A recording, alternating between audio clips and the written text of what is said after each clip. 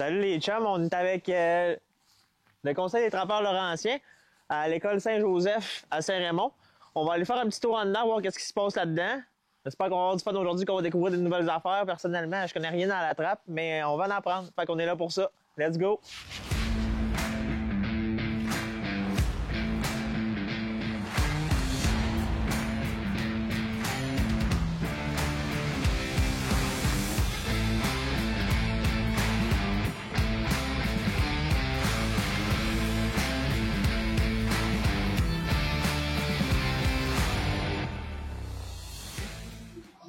Donc, salut, on est avec Langis Tremblay, le président du Conseil des trappeurs laurentiens. Oui, effectivement. Bonjour. Fait que j'avais quelques questions pour toi aujourd'hui. Je voulais que tu m'expliques un peu c'est quoi le Conseil des trappeurs laurentiens. Le Conseil des trappeurs laurentiens, c'est une association de trappeurs qui regroupe les trappeurs de la région du secteur ici. Ça va être les secteurs, aujourd'hui on est à Portneuf, mais c'est aussi les trappeurs de Québec. Le Conseil des trappeurs laurentiens est associé avec le Conseil des trappeurs Charlevoix. Okay. Les deux conseils forment le régional qui s'appelle l'Association régionale des piégeurs de la capitale nationale, qui, elle, regroupe à peu près 250 membres. 250 membres, il se vend à peu près 400-500 permis par année. C'est à peu près 50% de la population de trappeurs actifs sur l'île. D'accord? Puis ça, c'est les deux, l'association régionale forme avec les autres associations régionales de Gaspésie, du Lac-Saint-Jean, de la Côte-Nord, de l'Abitibi, d'Outaouais et le reste, forment la Fédération des trappeurs. Fait qu'on se trouve avoir une fédération des trappeurs qui regroupe les 14 associations. Puis nous autres, ben, on est à la base de tout ça. OK. Puis le permis, tu parles de trappage, c'est comme un permis de pêche, dans le fond. C'est à vous autres qu'on l'achète? Pas vraiment. C'est comme un permis de pêche. Un permis de pêche, on va chez un représentant, un Canadien Tire ou un vendeur d'articles de sport ou de chasse et de pêche. Ça, on peut acheter ça. Mais pour devenir trappeur, il faut que tu aies suivi un cours de base. OK. Il y a un cours qui se donne. Un peu comme le maniement d'arme à feu ou la carte de perdrix, finalement. C'est un cours de base. Pour suivre le cours de base, j'invite tout simplement les nouveaux à aller sur le site de la Fédération des trappeurs du Québec, Fédération des trappeurs gestionnaires du Québec. Puis là, ben, il y a une inscription. Tu t'inscris tout simplement, tu suis ton cours. Par la suite, là, tu peux devenir un trappeur. Tu as ta carte de trappeur, comme ta carte de chasse. C'est ça. Puis là, tu vas aller chercher ton permis. Puis nous autres, les associations régionales, notre rôle, c'est de compléter ta formation. Tu sais, souvent, tu vas suivre un cours en ligne, tu vas faire un examen où il y a des choses, tu ne seras pas bien à l'aise. Des journées comme aujourd'hui, ben, on complète la formation des trappeurs. C'est là qu'on va faire du dépiotage, on va apprêter des animaux fourrus. On voit, il y a des pékins, il y a des martres, il y a des ours, il y a des loups, il y a des coyotes, il y a du lynx. Fait que les non-initiés peuvent venir ici et ils vont apprendre. Ça va compléter leur formation. Ça, c'est notre rôle.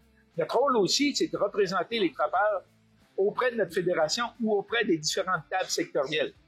Okay. Souvent, il va y avoir des tables de faune régionale, des tables de GIR qui vont être la gestion intégrée du territoire, des ressources du territoire. Tu sais, nous autres, on va avoir des représentants sur ces tables-là pour faire valoir les droits. Des trappeurs. Cool, merci beaucoup. Ça me fait plaisir.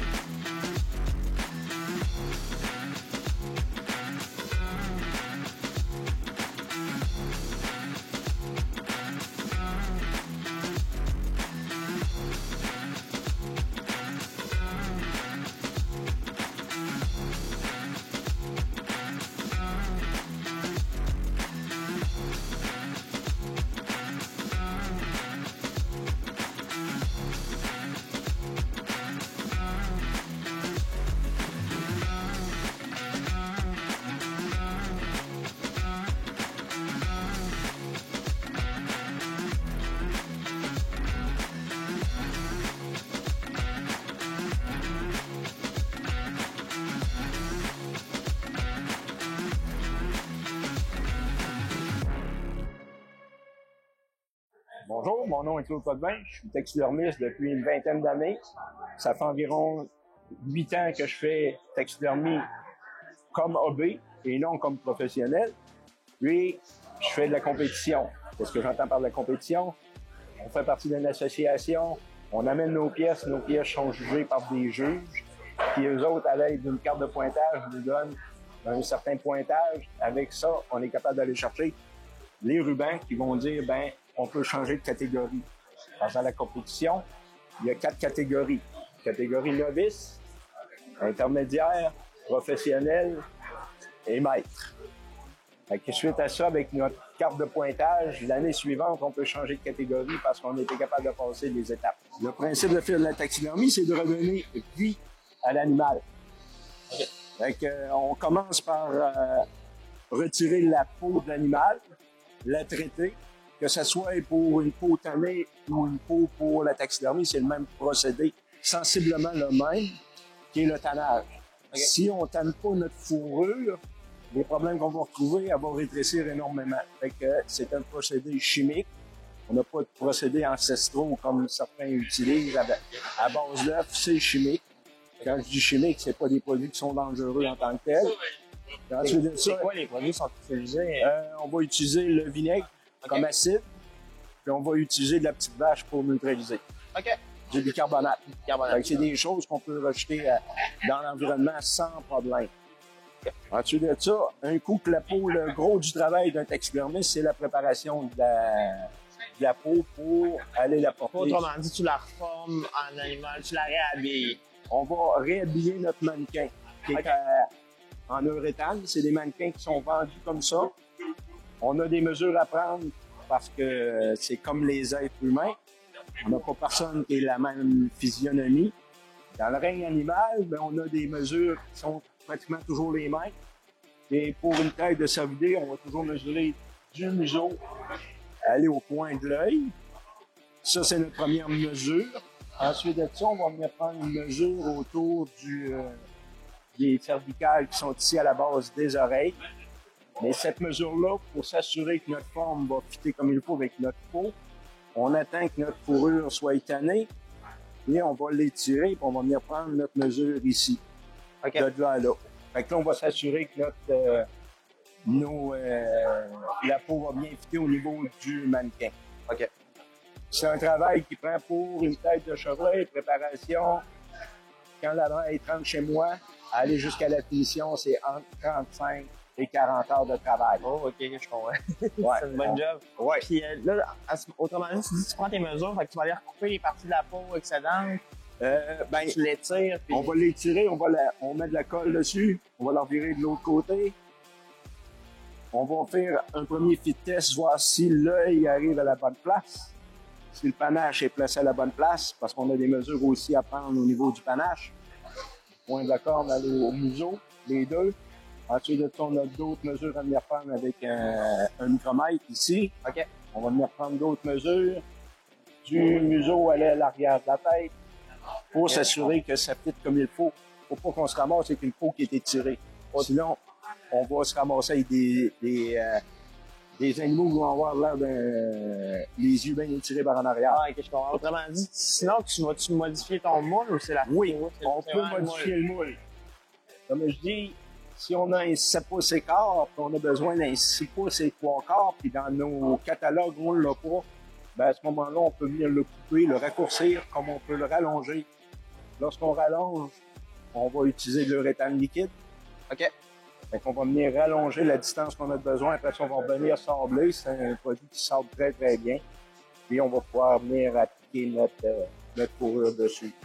Un coup ça, c'est fini, il reste la partie maquillage. Et comme dans toute chose, ça perd sa couleur. L'œil est brun, mais lorsqu'il va sécher, il peut devenir brun foncé ou pâle. On y va avec un airbrush, on rebâtit la couleur au complet. Je comprends. On a des nez qui sont des nez de compétition lorsqu'on s'en va en compétition. Qu'est-ce que j'entends par compétition? Lorsqu'on a notre association de taxidermistes du Québec, on a à toutes les années, sauf les 2 années de COVID, on n'avait pas de compétition. Maintenant, on a une compétition. C'est pas on est 2 taxidermistes, on compétitionne un contre l'autre. C'est-à-dire, on va chercher des points, un système de pointage. Parce que qu'est-ce que les juges vont regarder? Ils vont regarder l'anatomie de l'animal. OK. Pas juste la beauté. Pas juste la beauté. Ils vont aller voir l'anatomie de l'animal. Les oreilles sont placées à la bonne place. Un chevreuil, entre autres, a une musculature pour l'oreille, parce que c'est à double sens. Les chasseurs les voient, ils ont une oreille en avant, une oreille en arrière pour écouter tout le tour.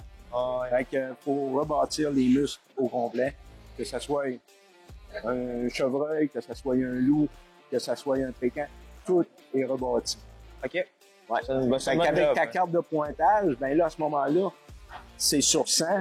Si ton voisin a été capable d'aller chercher des points de plus, ben c'est lui qui va aller chercher le ruban de première place. OK, je comprends. C'est une saine compétition. Ouais. C'est égal.